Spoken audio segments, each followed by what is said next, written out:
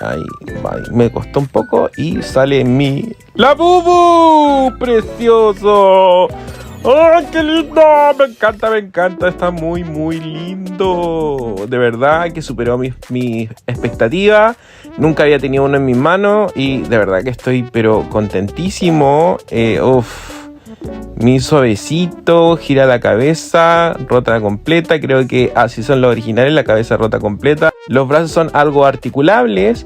Las patitas muy bonitas, se mueven también. Y lo otro que uno como identifica también si es original es en la patita izquierda, la cual con una luz ultravioleta se debe revelar la silueta de un Labubu. Tiene estas etiquetas largas que no sé si será factible usarlas o no. Aquí podemos ver su rostro de vinilo, muy suavecito también. La piel, de verdad que es toda suavecita la piel. Dato muy importante es que el Labubu tiene que tener 9 dientes. Y además tiene esta argollita que es